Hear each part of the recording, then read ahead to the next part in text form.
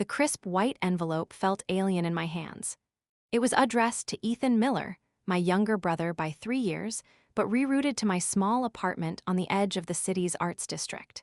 My name is Olivia Miller, and I haven't lived at my childhood home in the affluent suburbs or even in the same state as Ethan for years. Still, the post office, bless their inefficient hearts, decided I was the best intermediary for mail sent to his old forwarding address. Curiosity, a simmering, unwelcome guest I usually kept at bay when it came to Ethan's affairs, got the better of me that Tuesday morning. He was notorious for dodging bills and official-looking mail, and I had a fleeting, perhaps naive, thought that it might be something important he genuinely needed.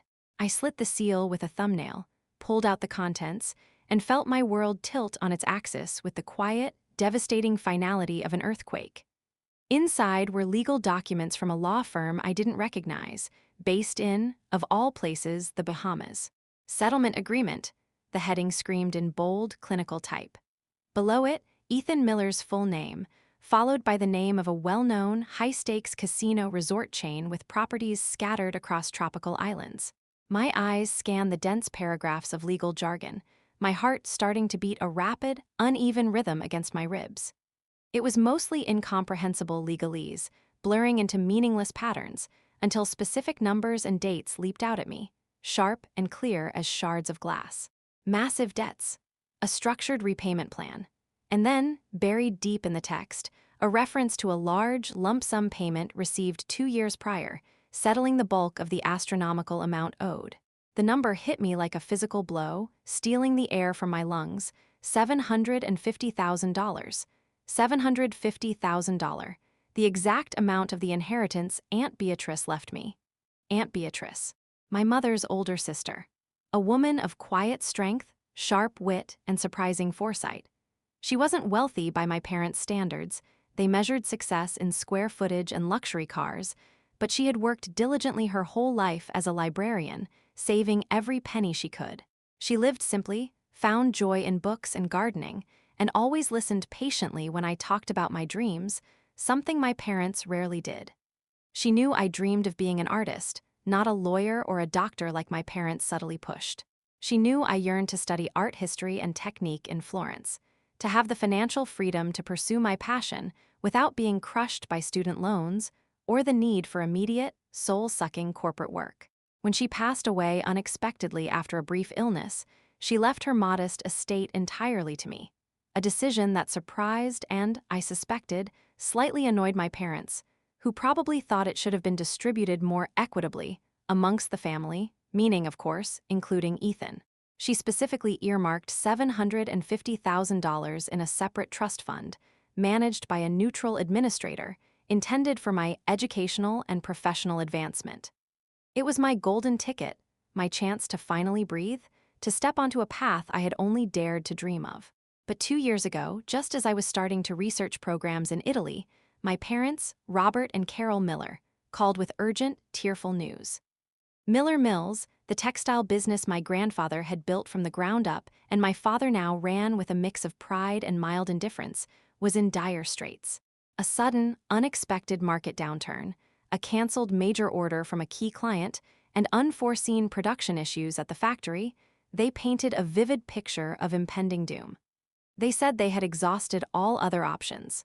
Bank loans were impossible in the current climate, investors had pulled out, liquidation seemed imminent within weeks, and dozens of longtime employees would lose their jobs just before the holidays. The only thing that could provide the necessary, immediate capital infusion to keep them afloat, to bridge the gap and see them through the crisis, they said, was the money in my trust. I remember the conversation as if it were yesterday. My mother's voice, usually so poised and carefully controlled, was trembling, thick with what sounded like genuine distress. "Olivia, darling," she'd said, her words punctuated by little sniffles. "Your father and we're at our wits' end. We don't know what else to do. The business. It's everything your grandfather worked for. Our legacy. Your legacy, too, in a way, our employees. They depend on us, families, will be ruined."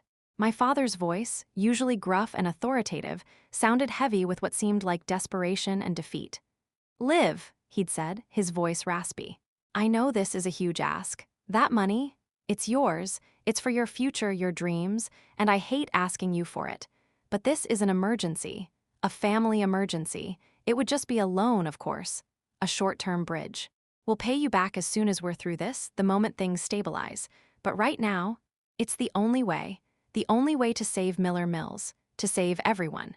They made it sound like a heroic sacrifice on my part, a necessary act of family loyalty in a moment of existential crisis. I was living on ramen and hope in my tiny apartment, working a soul-crushing administrative job at a nonprofit, trying to save what little I could towards my art school dreams after my meager salary covered rent and basic expenses. Giving up Aunt Beatrice's gift, that $750,000 safety net and launchpad, meant putting those dreams on indefinite hold. It meant more years of scraping by, of deferred aspirations, of wondering if I'd ever truly be able to pursue what I loved. But the thought of Miller Mills failing, of the history disappearing, of dozens of people losing their livelihoods just because I wouldn't help, I couldn't live with that. They were my family. This was their legacy, a part of my own history. It felt like a greater good. Okay, I had said, my voice small, barely above a whisper, feeling the immense weight of the decision settle on my young shoulders. Okay, I'll do it. What? What do I need to do? How do I get the money? They handled everything. The complex legal steps required to access the trust prematurely, citing the family emergency, and presenting a seemingly legitimate need tied to the business. The paperwork to release the funds. The transfer of the $750,000. A few weeks later, I received a perfunctory thank you card in the mail, a generic landscape painting on the front, the kind you buy in bulk at the grocery store. Inside, a short, impersonal note. Thank you for your help, darling. Love, Mom and Dad. No mention of the business's recovery, no update on when they might start repaying the loan. I didn't press. I figured they were still struggling, their focus solely on steering Miller Mills back to safety. I just tightened my belt another notch, took on extra freelance design work in the evenings, and told myself it was temporary. It was for the family. It was the right thing to do. Now, holding these crisp, official-looking casino documents in my trembling hands, the truth was brutally, devastatingly clear. There was no business emergency that my money was used for. Or if there was, my $750,000 didn't go there. It went straight to fixing Ethan's self-inflicted disaster. Ethan, the golden child. The charming, handsome, but utterly irresponsible younger brother who bounced from one questionable get-rich-quick scheme to another online trading bots. Cryptocurrency investments that evaporated overnight, importing artisanal coffee beans that tasted like dirt, always leaving a trail of debt, frustrated investors, and disappointed hopes behind him. His latest venture, some vague international consulting gig that involved frequent trips to tropical locations he bragged about on Instagram, had apparently culminated in massive, unsustainable gambling debts at a high-stakes casino in the Bahamas. My hands were shaking so hard the papers rattled. I stumbled to the worn sofa in my living room, the one I'd found on the street, and reupholstered myself because I couldn't afford new furniture. I sank onto it, the casino documents and the Miller Mills financial statement spread before me like irrefutable evidence in a trial. I felt a cold, hard knot form in my stomach, a sickening realization that went deeper than anger. They lied to me, not just a small, white lie. A profound, calculated deception that manipulated my love, my loyalty, and Aunt Beatrice's final wish. They took the key to my future and tossed it into the gaping maw of Ethan's irresponsibility.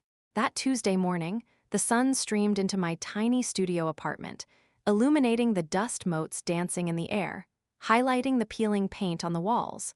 A space I could have easily upgraded, perhaps even bought, if that inheritance hadn't vanished.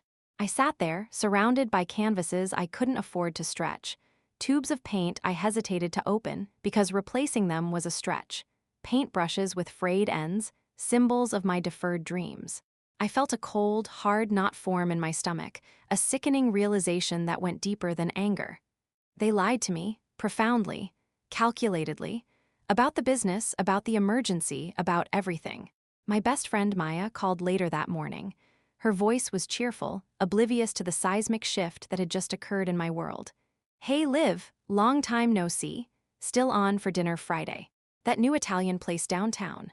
Maya, I choked out, the words thick with unshed tears, my voice trembling uncontrollably.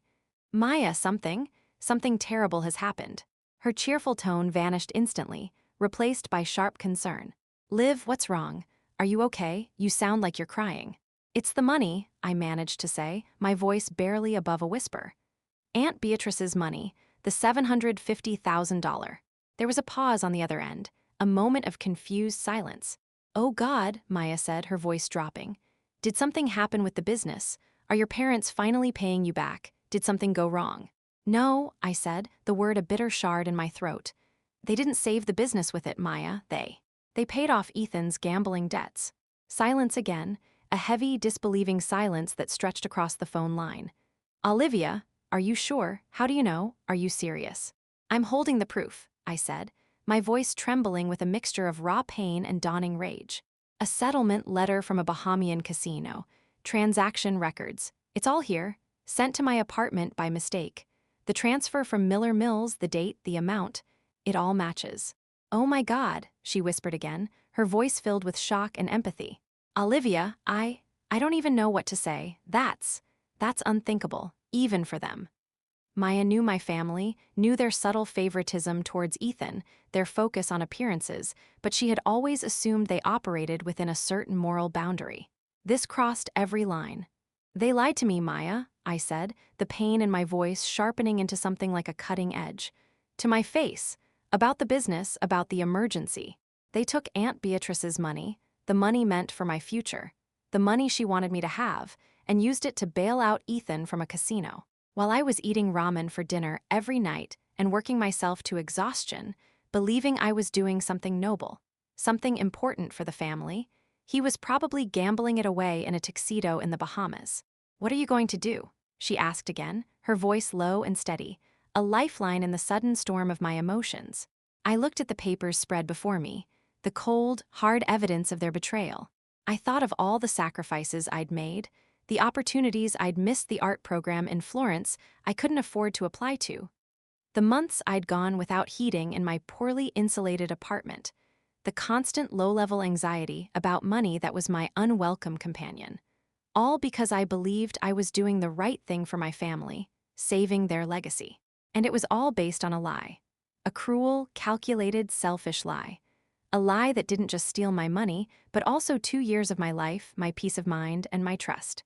An ice-cold resolve settled over me, hardening the raw pain into something sharp and dangerous, something that felt dangerously close to hatred.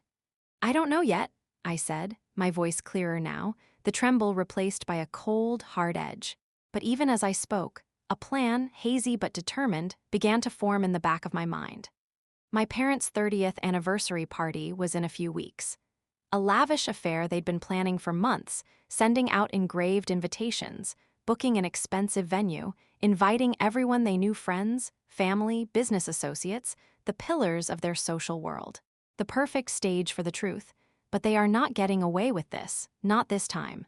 The days that followed were a blur of grim research, restless nights, and a simmering anger that felt like a corrosive acid in my gut. I spent hours online, researching the casino, the law firm, Ethan's vague, international consulting activities, trying to piece together the timeline of his debts and trips. I contacted the law firm in the Bahamas again, this time using a slightly more aggressive approach, hinting at potential legal irregularities regarding the source of the settlement funds. I managed to get a junior associate on the phone who, perhaps out of inexperience or a misunderstanding of who I was, confirmed the debt amount and the date the large settlement payment was received. Next, I reached out to Mr. Harrison. He was in his late 60s, semi-retired but still held a significant amount of company history in his head. He was a kind, soft-spoken man who had been particularly fond of Aunt Beatrice, admiring her business acumen and her quiet generosity. He always had a clear-eyed, somewhat detached view of the Miller family dynamics, though he rarely interfered. I found his contact information through a mutual acquaintance. Mr. Harrison, it's Olivia Miller, Robert and Carol's daughter, Aunt Beatrice's niece. Olivia, how lovely to hear from you. It's been too long. How are you doing? How is your art these days? He asked warmly, his voice a comforting presence on the other end of the line. My voice caught in my throat for a moment. "I'm getting by, Mr. Harrison. Actually, I was hoping you could help me understand something about the business. Miller Mills, about 2 years ago. Certainly, if I can be of assistance. What can I tell you about that time?" he asked, his tone helpful. 2 years ago, I began, choosing my words carefully, trying to keep the emotion out of my voice. My parents told me the business was in very serious trouble. They said they needed a large sum of money, $750,000, immediately, to save it from bankruptcy. They asked me for my inheritance from Aunt Beatrice. There was a pause, the warmth in his voice replaced by a sudden caution. "Yes, I remember hearing something about that, Olivia," he said slowly. "Your parents mentioned at the time that you had made a very generous contribution to help the company through a difficult period. They said it was the only thing that could prevent the company from going under." I continued, my grip tightening on the phone, my knuckles turning white. "They made it sound like everyone's jobs were on the line. Was the situation really that desperate, Mr. Harrison? Were things truly that bad at Miller Mills at that exact time?" Another pause, longer this time. I could almost hear him carefully considering his words, weighing his loyalty to the Miller name against his innate honesty. "Struggling, yes, Olivia," he finally admitted, his voice lower now. "The market downturn that year was unexpected, and we did lose that major order, as your father likely told you. We also had some production issues at the factory that caused delays. It was a challenging quarter, perhaps two. We had to tighten our belts, make some difficult decisions regarding expenditures." He paused, then added pointedly, "But on the brink of collapse, facing imminent bankruptcy within weeks? No, Olivia, I wouldn't say that. We had reserves. Aunt Beatrice, bless her soul, was a remarkably shrewd businesswoman. She had diversified investments over the years, built up a solid financial cushion. Enough to weather that market downturn, certainly. She wouldn't have let it get to that point." He added, almost to himself, "Not unless something drastic, something I wasn't aware of, happened." My stomach plummeted. It wasn't just a slight exaggeration. It was a complete fabrication. A lie designed to extract money from me under false pretenses. Did Miller Mills ever receive a large capital injection around that exact time, Mr. Harrison? Say, a wire transfer of $750,000, recorded as an investment or a loan? Not that I recall being officially recorded in the business ledgers as a legitimate investment or a loan from an external party, he said. Any significant funds entering the company would have gone through the official channels, documented in the financial statements, reviewed by the board. Unless it was handled off the books entirely, which would have been highly irregular and, frankly, highly unethical for a company of Miller Mills' standing. It would be hidden. "Mr. Harrison," I said, my voice low and steady, the pieces clicking into place with a horrifying, undeniable finality. "Aunt Beatrice made sure my inheritance was untouchable by the business, didn't she? That it was in a separate trust, managed independently, solely for me and my future. That it couldn't be legally accessed for Miller Mills' operating costs or debts." His voice was grave now, a deep sadness coloring his tone. "Yes, Olivia, she did. She was very specific about that in her will and in the trust documents.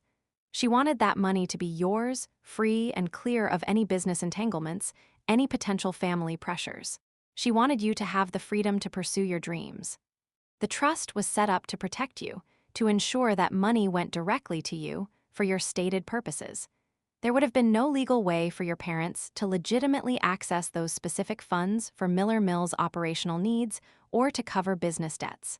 Unless they found a way to misrepresent the situation to the trust administrators, to make it appear as though the family emergency was a legitimate reason to release the funds early, without revealing the true intended use." My blood ran cold, the implications of his words chilling me to the bone. Not only had they lied about the business's condition, but they had also deliberately undermined Aunt Beatrice's careful planning, likely through some form of legal deception or by exploiting a loophole in the trust's terms, presenting it as a critical family emergency to the trust administrators, convincing them to release the funds prematurely, without revealing the true, nefarious intended use. "Mr. Harrison," I said, my voice barely a whisper, the the full weight of the betrayal crushing down on me. Would you happen to have access to any old financial statements from Miller Mills from around 2 years ago, perhaps archived records? Specifically, anything showing large, unexplained withdrawals or transfers around the time my inheritance would have been transferred to me. He hesitated for a long moment, the silence stretching between us. That's a very specific request, Olivia, and highly unusual. Why are you asking for these records? What exactly is going on? Has something untoward happened? I took another deep breath and, steeling myself, explained everything. The misdirected envelope, the casino documents, the massive gambling debts, my parents' tearful plea for my inheritance to save the business, the blatant discrepancy between their story and his account of Miller Mill's actual financial health. I laid out the timeline, the amount, the offshore location of the casino, and the mysterious wire transfer. He listened intently, his initial caution replaced by a look of profound shock, then disbelief, then a quiet, simmering fury. Olivia, I am appalled, he said when I finished, his voice tight with emotion. To lie about Beatrice's legacy, about the health of the business, to manipulate you like that, it's unconscionable. I'll see what I can find in the archived statements. It might take a few days. This is deeply concerning. I'll be in touch. A few days later, a secured package arrived via courier at my apartment. It was from Mr. Harrison. Inside were meticulously organized copies of internal financial statements from Miller Mills from the period 2 years prior. I spread them out on my kitchen table, my hands still shaking, though now with a cold, grim certainty rather than shock. I pored over the documents, my eyes scanning the rows of numbers, the transaction descriptions. And there it was, buried within a list of routine expenses and transfers, a single, massive wire transfer, dated just days after my inheritance trust was finalized and the funds should have been transferred to my personal account. The recipient bank was in the Bahamas. The amount was exactly $750,000. The memo line, chillingly concise, starkly revealing the lie: consultant fee E. Miller. An offshore transfer to the same place as Ethan's casino debts, labeled with his initial, disguised as a legitimate business expense. They didn't even try to hide it well, I thought with a bitter, humorless laugh. They didn't bother creating a complex paper trail.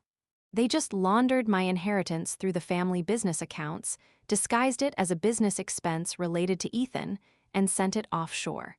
Because they never thought I would find out. They never thought that misdirected envelope would land in my hands. They never thought I would be brave enough or suspicious enough to ask questions, to dig, to uncover the truth. They banked on my trust, my loyalty, my willingness to sacrifice for the family, assuming I would forever remain in the dark, a willing, unwitting pawn in their deceitful game. I knew I couldn't let this stand. I had to confront them directly, face to face. I decided to go to their house, the sprawling, elegant house in the suburbs that suddenly felt like a monument to their carefully constructed facade. I arrived on a Friday afternoon, the day before the anniversary party weekend officially began. My mother was in the kitchen, overseeing deliveries of flowers and catering supplies, arranging elegant bouquets with her usual meticulous attention to detail. She greeted me with her usual bright, effusive manner, a mask of perfect suburban hostess fluttering into place. "Olivia, darling, what a surprise. We weren't expecting you until tomorrow. You should have called. Come in, come in. The house is in a bit of a mess with all the preparations, but aren't the flowers divine?"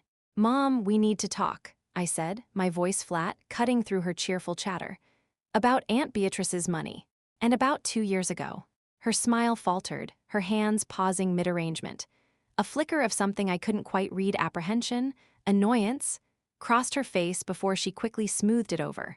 "Oh, darling, that old thing. Whatever is there to talk about now? We handled all of that for you. It was such a complicated process, dealing with the trust and everything." "It wasn't complicated, Mom," I said, keeping my voice even, though my heart was hammering against my ribs, a frantic bird trapped in a cage. "It was straightforward. Aunt Beatrice's will was clear. The trust was clear. The money was specifically for my educational and professional advancement. It was supposed to go into an account for my studies abroad. For my future. Well, plans change," she said, her tone suddenly sharp, defensive, her eyes darting away from mine. She turned back to the flowers, rearranging them with unnecessary force, avoiding my gaze. The business needed it. It was a family emergency. It was for the family. You agreed to help. The business didn't need it, Mom, I said, the anger beginning to break through my carefully constructed calm, my voice rising slightly. Mr. Harrison told me the business wasn't on the verge of collapsing 2 years ago. He said it was struggling, but stable. And even if it was, he said Aunt Beatrice's trust was set up so that money couldn't be legally accessed for Miller Mill's operating costs or debts. He said it was designed to protect me. She stiffened, her back rigid, her hands clenching around a rose stem. Mr. Harrison doesn't know everything, she snapped, her voice tight. He's retired. He's not privy to all the current details. Things were worse than he knew. But these are, aren't they?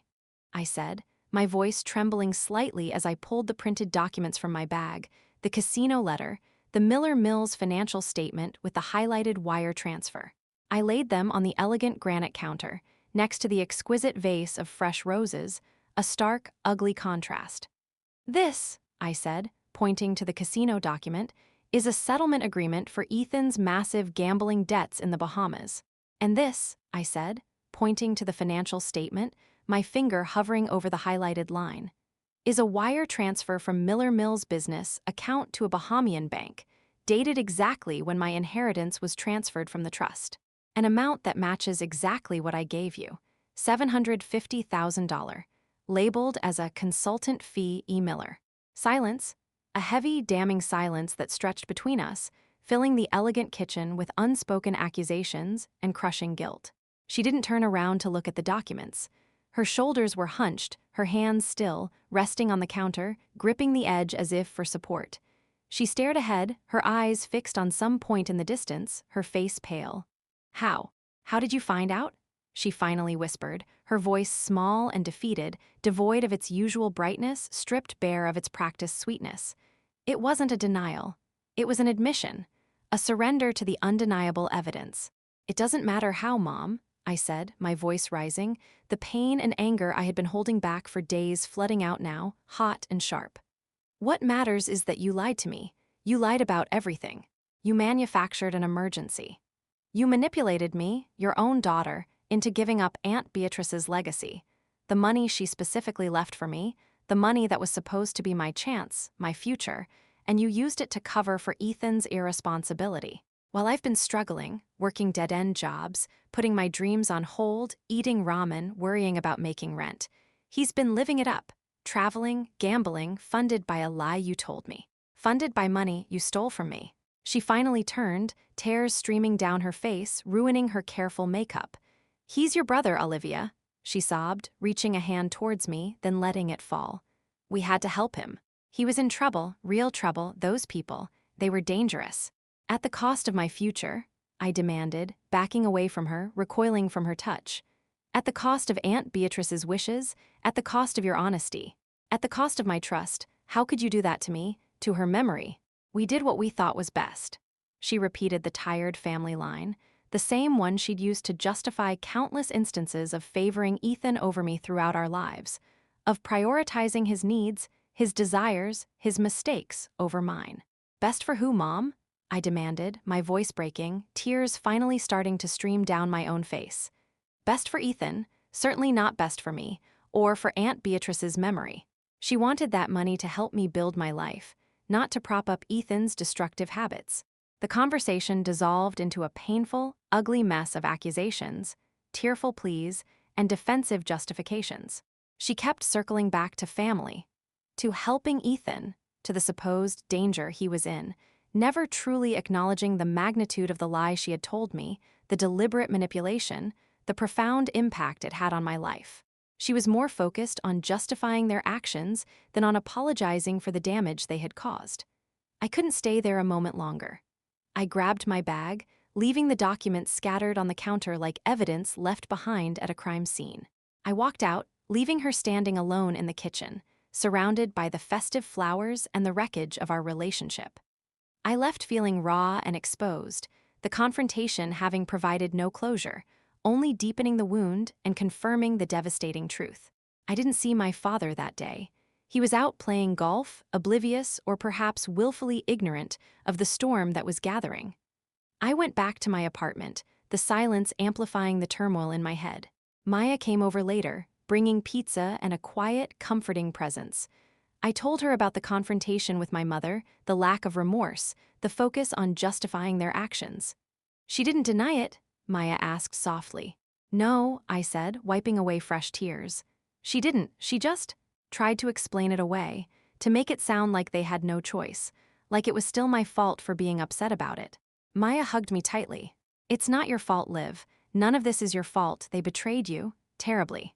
The anniversary party loomed large in the calendar, a glittering, increasingly grotesque symbol of the facade they maintained. My parents continued planning as if nothing had happened, the impending celebration a defiant assertion of their perfect life, their perfect family. Meanwhile, Ethan flew in from abroad, his arrival announced by a series of grinning selfies posted on Instagram from the airport and then from the city's expensive downtown core.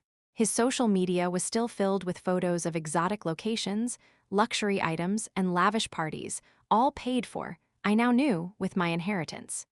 His presence, physically in the same city, felt like a physical embodiment of the betrayal, a constant, sneering reminder of what they had done. Maya was my rock through the agonizing weeks leading up to the party. She helped me channel my anger and pain into a grim determination. We compiled all the evidence into a clear, undeniable timeline. The casino settlement letter addressed to Ethan. The transaction records from Miller Mills showing the offshore transfer of $750,000, labeled as a dubious consultant fee. The email from Mr. Harrison confirming the business's actual, relatively stable financial state 2 years ago. Old voicemails saved on my phone where my parents had emphasized the dire situation at Miller Mills and the sacrifice I was making. We gathered everything, organized it, printed multiple copies. So, what's the plan, Liv? Maya asked one evening as we spread the documents across my tiny kitchen table, a stark contrast to the opulence I knew awaited us at the party venue. How do you want to do this? The anniversary party, I said, my voice firm, the decision solidified in my mind after days of agonizing thought. It was the perfect stage. It was their moment of triumph, the culmination of 30 years of marriage, of building their perfect life, their perfect reputation. Everyone would be there. All the relatives, the family friends, my father's business associates, colleagues, people who admired them, who looked up to them, who saw them as paragons of success and respectability. They'd all be there toasting to Robert and Carol Miller, the picture-perfect couple, the pillars of the community. And you're going to. I'm going to give a speech, I finished, the words feeling both terrifying in their implications and empowering in their truth. A speech about truth, about family, about trust, and about the real cost of loyalty and the price of lies. Maya looked nervous, her brow furrowed with concern for me, but her resolve matched mine. She knew how difficult this would be, the potential fallout, the emotional toll. Okay, I'm with you. Whatever you need. How can I help? Do you want me to set up a projector? Do you want to put the documents on display somehow? I shook my head. No, this isn't a corporate presentation. This isn't about making a slick case. This needs to be raw, personal. Undeniable, yes, but delivered from me, my voice, my pain, not a screen. The documents will be there. I gestured to the pile, silent, irrefutable witnesses to my words. I'll have them with me. You just be there, Maya. Be in the room, be my anchor. And maybe, I hesitated, feeling a flicker of something almost manipulative myself, a mirroring of their own tactics, discreetly recorded on your phone, for documentation. Just in case. For documentation, Maya corrected, a grim smile touching her lips. Absolutely, I'll be there, front row if I can manage it, wearing something inconspicuous but powerful. I also decided to reach out to my Uncle George again. He was my father's older brother, a quiet, introspective man who had steered clear of the cutthroat world of the family business, preferring a more academic career as a history professor at a local university. He had always seemed slightly detached from the more materialistic, status-obsessed aspects of the Miller family. I met him for coffee a few days before the party. I laid out the documents again, watching his face as he read through them, the same ones I had shown my mother. He read them slowly, meticulously, his expression shifting from concern to profound shock, then disbelief, and finally, a quiet, simmering anger that mirrored my own. "Olivia, I had no idea," he said when he finished, looking up at me, his eyes filled with genuine distress and a deep sadness. "I knew Robert was always, well, too quick to cover for Ethan, to smooth things over, make his problems disappear. But this, to lie about the business, to take Beatrice's money, her legacy to you, her specific wish, it's beyond anything I imagined." He shook his head slowly, a gesture of disbelief and sorrow. "They told me it was the only way to save Miller Mills, Uncle George." I repeated the line that had haunted me for 2 years, the line that had cost me my future. That everyone's jobs were on the line. That I was saving the family legacy, being a good, loyal daughter. "That wasn't true, Olivia." "Not then," he confirmed, his voice firm. "The business was facing challenges, yes, like many at that time, but it was stable. Beatrice, God rest her soul, had built a strong foundation. She was a brilliant financial manager. The company was well insulated against market fluctuations. Your father, he has a blind spot when it comes to Ethan. Always has. He can't bear to see him fail or face the consequences of his actions. He's always enabled him." He sighed, running a hand through his graying hair. This is devastating.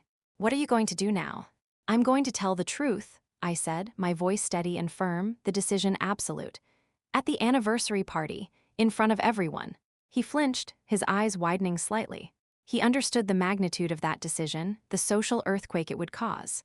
"Olivia, it will cause a scene, a big one, it will. It will break the family publicly. Robert and Carol's reputations. It will destroy them. They broke it first, Uncle George," I said, the pain sharp and clear in my voice but no longer debilitating. It fueled me now. "When they chose to steal from me to enable Ethan. When they looked me in the eye and lied about why they needed my help. When they took Aunt Beatrice's careful planning and twisted it into a tool for deception. I can't pretend anymore. I can't stand there and smile and toast to their perfect life, knowing the rotten foundation it's built on. Knowing the cost of that perfection." He looked at the documents again, his gaze lingering on the wire transfer details, the consultant fee Miller memo. Then he looked back at me, his expression softening with a mix of sorrow and a profound, newfound respect.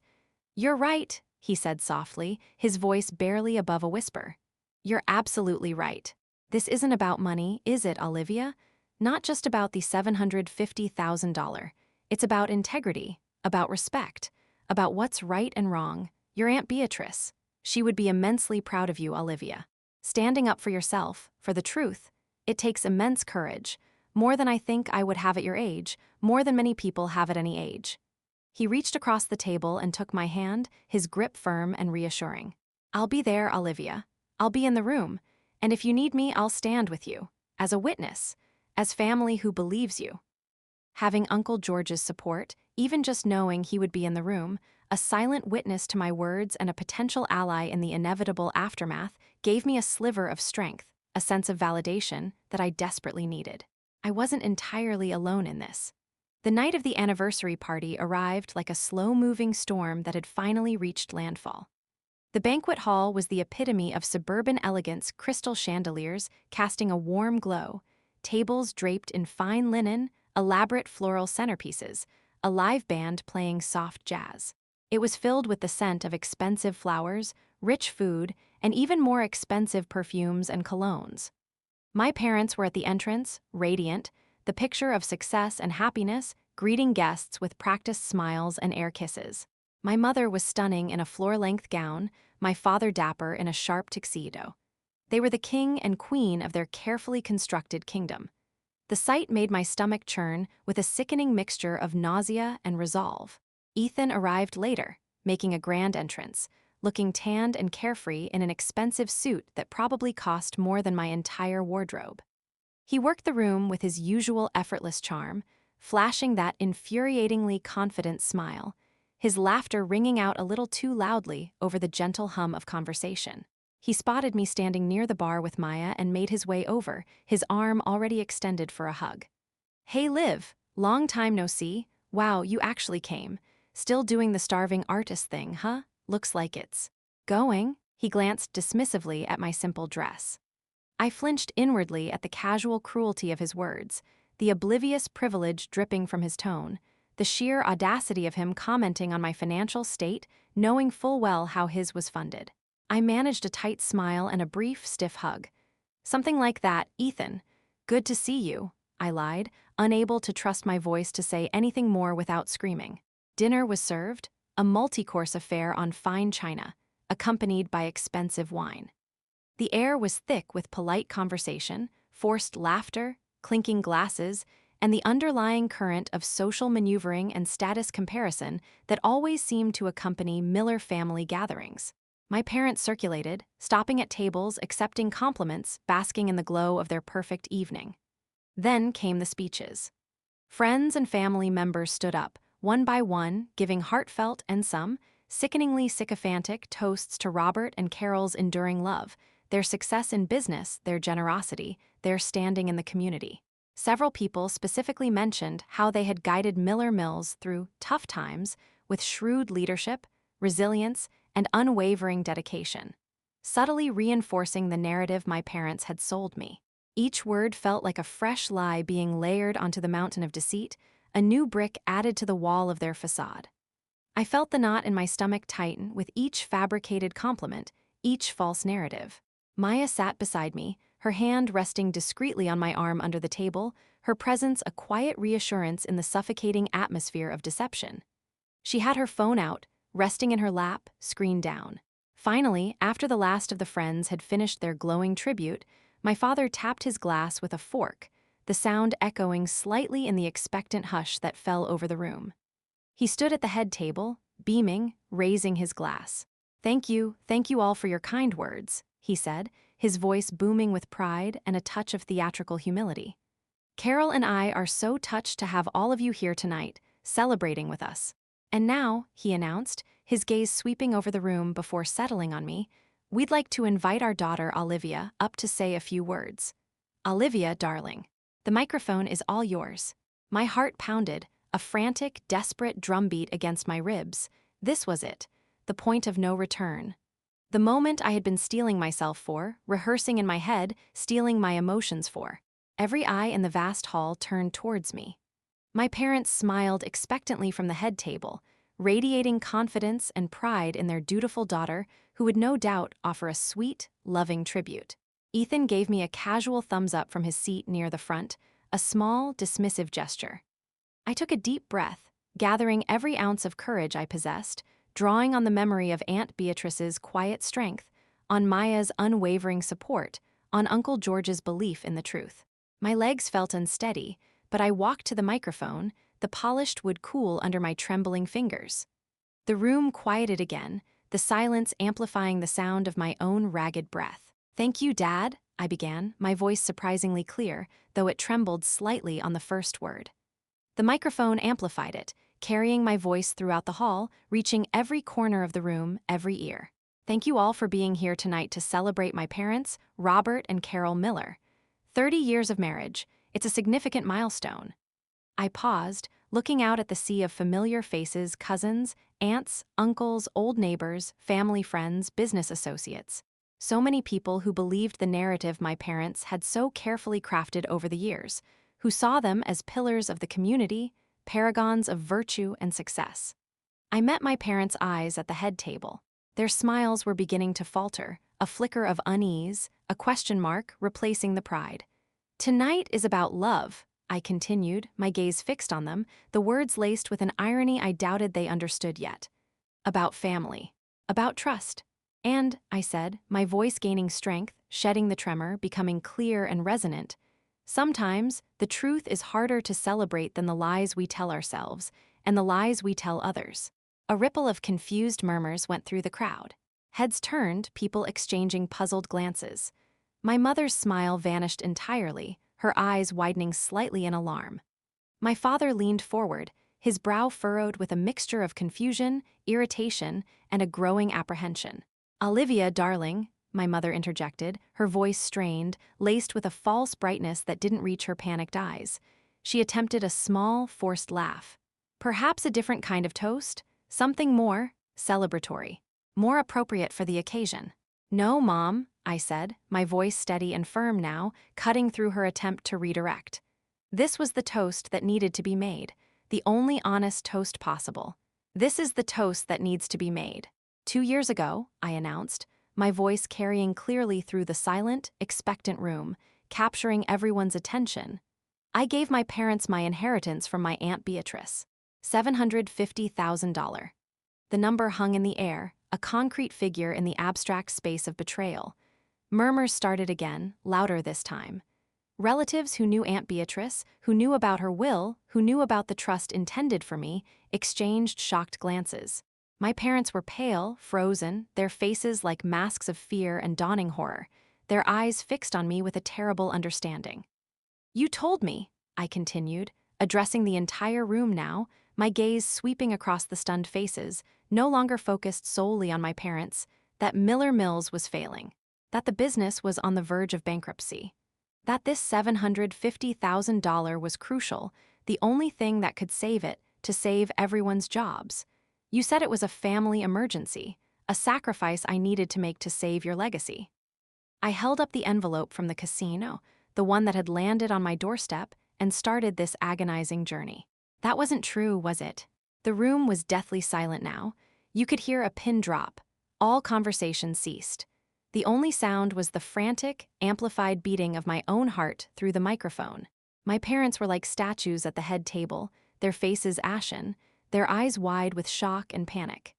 Ethan, who had been lounging back in his chair with a smug expression, sat up abruptly, his eyes wide with alarm, a look of pure terror flashing across his face as he finally understood what was happening. This, I continued, my voice unwavering, holding up the casino document so everyone could see it, a simple piece of paper that held the weight of so much deceit, is a settlement agreement for Ethan's massive gambling debts accumulated at a casino in the Bahamas. Gasps erupted throughout the room, spreading like a wave. People started whispering frantically, heads turning, eyes darting between me, my parents at the head table, and Ethan, who was now slumped in his chair, staring at the floor, wishing the ground would swallow him whole. The elegant facade of the party cracked, revealing the ugly truth beneath. And this, I said, my voice trembling slightly with a mixture of pain, anger, and the sheer force of speaking the truth aloud, holding up the Miller Mills financial statement with the highlighted wire transfer details. Is a wire transfer record from Miller Mills' business account to a Bahamian bank, dated exactly when my $750,000 inheritance was transferred from the trust. An amount that matches exactly what I gave you. Labeled, quite conveniently, as a consultant fee E. Miller. Gasps turned into louder exclamations of shock and disbelief. People in the crowd were murmuring, their faces filled with a mix of outrage and morbid fascination. Phones were discreetly, and not so discreetly, being pulled out to record. You didn't save the business, I stated, the accusation hanging heavy in the air, directed squarely at my parents, but intended for everyone in the room to hear. You used my inheritance, Aunt Beatrice's gift to me, the money meant for my future, the money she specifically wanted me to have, and you laundered it through the family business accounts, disguised it as a fake business expense, and used it to bail Ethan out of his gambling debts. You lied to me, you betrayed me, you stole from me. Olivia, stop this immediately. This is insane, my father roared, finally breaking his frozen silence, his face scarlet with fury and deep, profound embarrassment. He half rose from his chair, looking ready to storm the stage and physically silence me. Stop what, Dad? I challenged, meeting his furious gaze head-on, refusing to back down. Stop telling the truth? Is that what you want? Everyone here to keep believing the lie?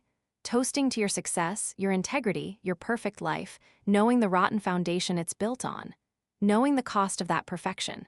Ethan finally spoke, his voice barely a whisper, shaky and panicked, denying reality even as it crashed down around him. Liv, what are you talking about? The business. That money wasn't. Don't pretend you don't know, Ethan, I said, turning my gaze to him, my voice cold, devoid of any warmth or familial affection. Your debts, your trips to the Bahamas, all paid for with my money, with Aunt Beatrice's money. While I scraped by, working 3 jobs, putting my art school dreams on hold, eating ramen, worrying about making rent, you were living it up, traveling, gambling away my future, funded by lies my own parents told me.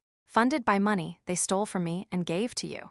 My mother was crying openly now, her sobs echoing slightly through the microphone, a pathetic sound that did little to evoke sympathy.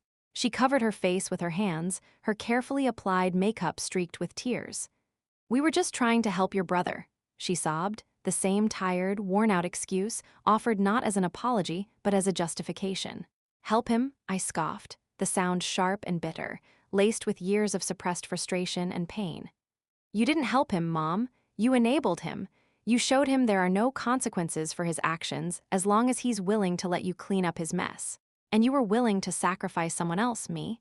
You sacrificed me to do it. You threw my future away to cover for his mistakes."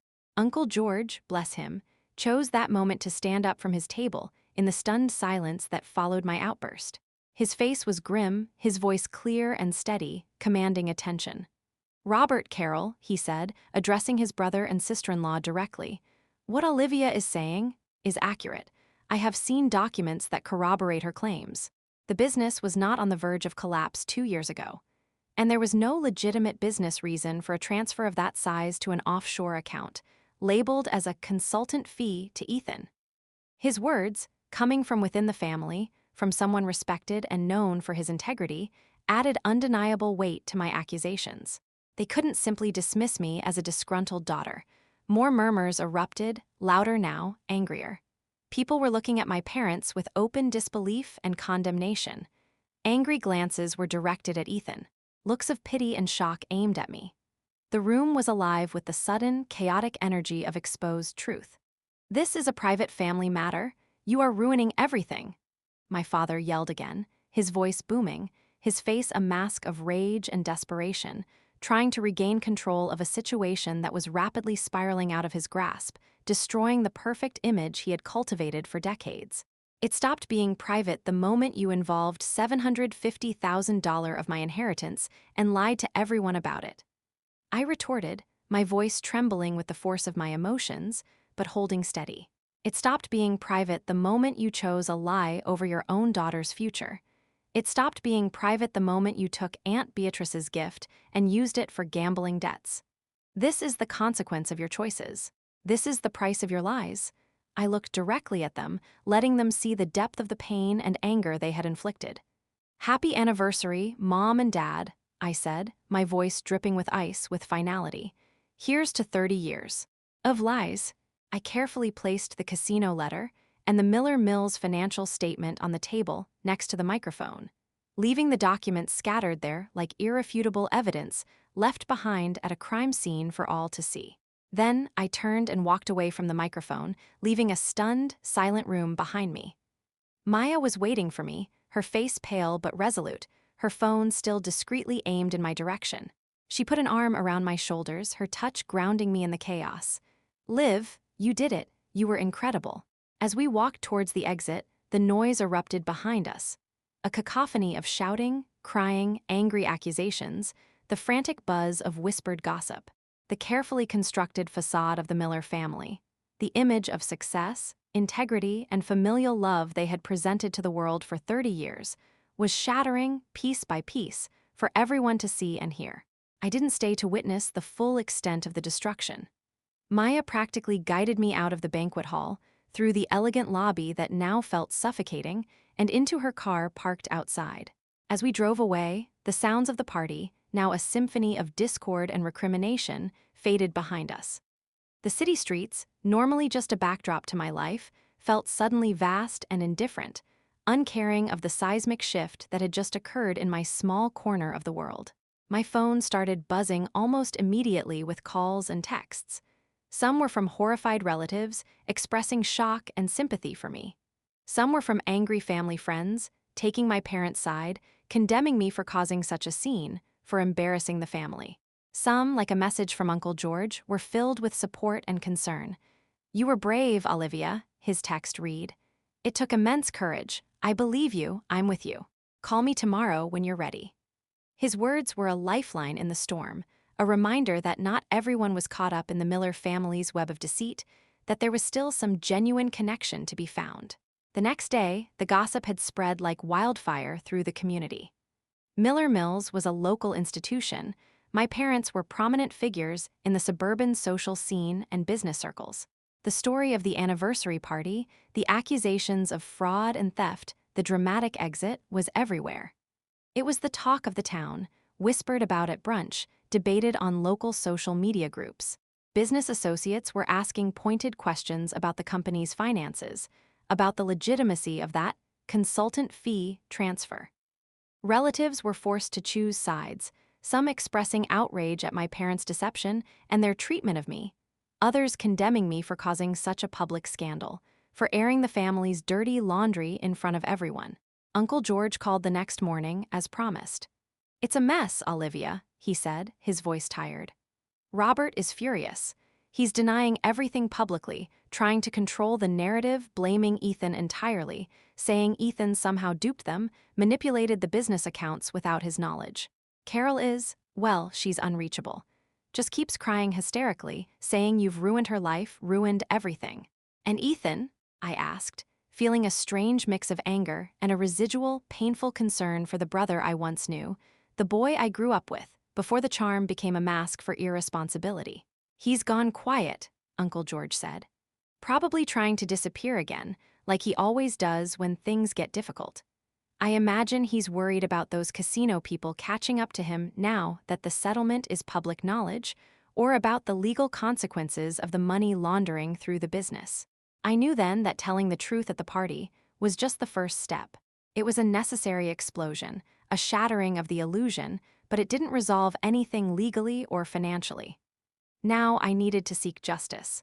I needed to reclaim what was stolen, not just the money, but the principle of it, the validation of my truth. I found a lawyer specializing in financial fraud and family law, recommended by a colleague of Mr. Harrison's. She was a formidable woman named Miss Davies, with sharp eyes and a no-nonsense attitude.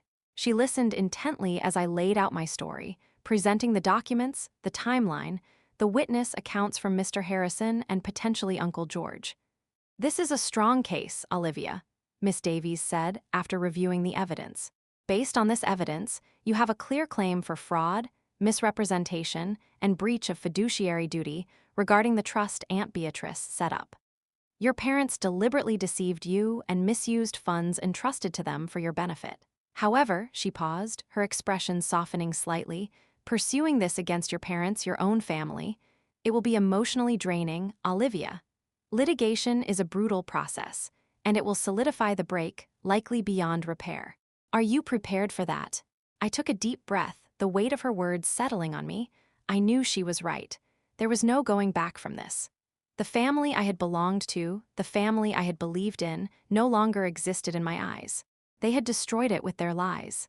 "They broke it first, Miss Davies," I repeated, the words feeling like my personal mantra, a shield against doubt.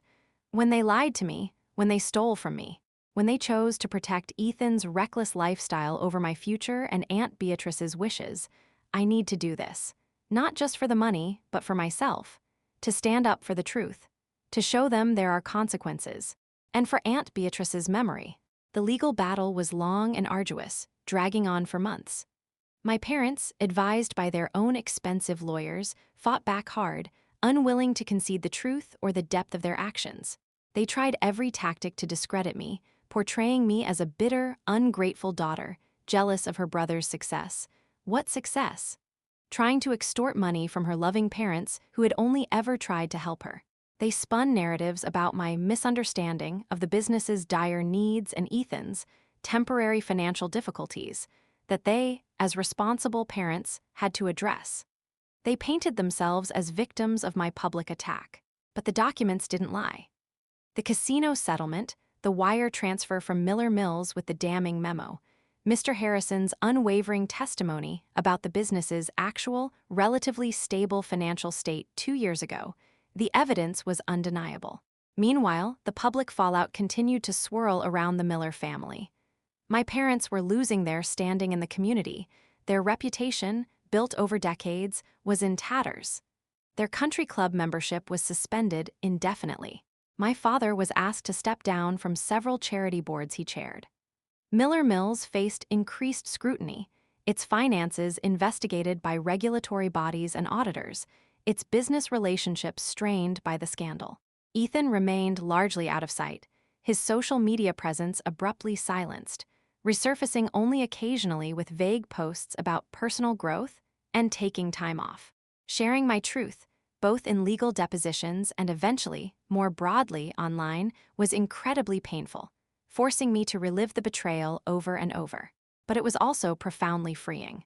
It was like lancing a festering wound. The initial pain was intense, but clearing the infection, exposing it to the air, cleared the way for healing. I started painting again with a renewed intensity, pouring all the complex emotions, the anger, the hurt, the eventual sense of liberation and empowerment, onto the canvas. My art took on a new depth, a raw honesty and emotional intensity that resonated with people in a way it never had before. It was no longer just about technique. It was about survival, about finding beauty and strength in the wreckage.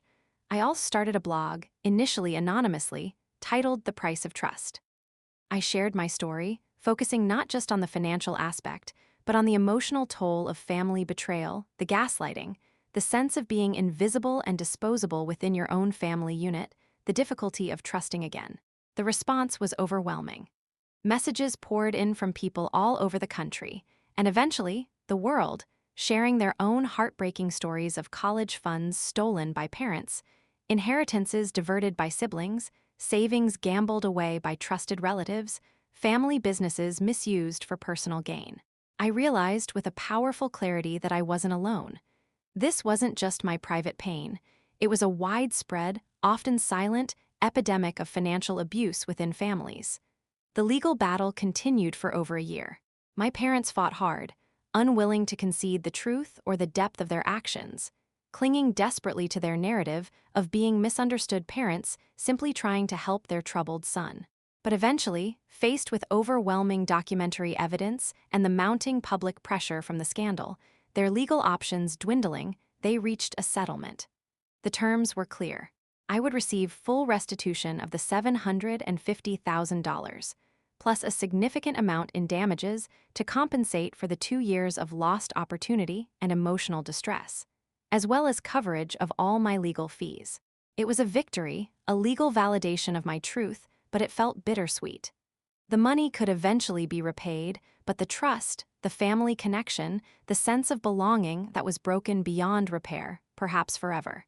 Just as the settlement was finalized, weeks after the paperwork was signed, a message popped up on my phone late one evening.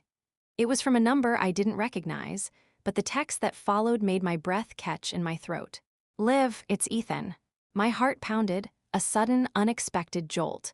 I hadn't spoken to him directly or even seen him in person since the anniversary party. "Ethan," I replied simply, unsure of what else to say. I saw the news about the settlement," he texted back after a few minutes, "and I wanted to reach out directly." "What do you want, Ethan?" I asked, my voice flat, devoid of emotion in the text, shielding myself. I messed up, Liv, really messed up," he wrote. "Everything you said at the party, it was true, all of it. I know saying sorry isn't enough, not even close, not after, everything, but I am sorry, and I'm getting help. For the gambling, and I'm working, actually working.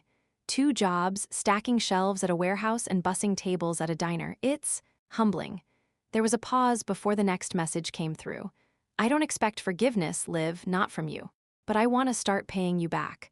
What the settlement didn't cover, the damages, everything, every penny." He sent a screenshot of a bank account with a small balance. "It's a start. Not much, but it's honest money." It was a small step, a surprising one, a glimmer of accountability I hadn't expected from him. He didn't try to justify his actions, didn't blame our parents, didn't make excuses. He admitted his fault. It wasn't a full apology for the pain caused, but it was an acknowledgement of the truth. I didn't reply immediately, unsure if I could ever fully forgive the enabling, his passive complicity, the sheer entitlement that had allowed him to live off my sacrifice. But acknowledging that perhaps, just perhaps, healing and change were possible, even after such deep wounds, was a start. A seed of something new in the barren landscape of our family. The family remained fractured. Holidays were awkward or avoided entirely. My relationship with my parents was irrevocably changed. They struggled with the public shame, the financial repercussions of the lawsuit, the damage to Miller Mill's reputation. They tried, sometimes, to reach out, usually through intermediaries like Uncle George or distant cousins, with vague apologies that never quite addressed the core issue of their deliberate lies and betrayal, never truly acknowledging the depth of the pain they had inflicted. The trust was gone, replaced by a painful understanding of who they really were beneath the polished surface, and a quiet acceptance that the family I had loved and believed in, the one I had sacrificed for, didn't actually exist. But in losing that family, I gained a new kind of connection, a different kind of community. The people who had connected with my story online, who had found the courage to share their own, who were fighting for their own truth. My blog evolved from a personal outlet into a platform for survivors of financial abuse within families. I used the advance from my book deal, which was unexpectedly generous, and a portion of the settlement money to start a small fund. And eventually, working with Maya and Mr. Harrison and Uncle George, a nonprofit foundation dedicated to helping others navigate the legal process, find support, and rebuild their lives after similar betrayals. We offered resources, legal aid referrals, support groups, and eventually, small grants to help people get back on their feet. Sitting in my studio now, months later, no longer struggling to afford paint, surrounded by canvases that told stories of pain, resilience, and ultimately, hope, I often reflect on everything that happened. Was it worth shattering the illusion? Was it worth the pain, the conflict, the public scandal, the loss of the family I thought I had? Looking at the thank you notes from people the foundation had helped, reading messages from strangers who had been touched by my story and found the courage to speak their own truth, seeing the impact of the community we were building, I knew the answer with a quiet, powerful certainty. It was worth it. It was worth it to reclaim my truth from the mountain of their lies. It was worth it to stand up for myself, for Aunt Beatrice's memory, for everyone else silenced and shamed by similar betrayals. It was worth it to turn betrayal into purpose.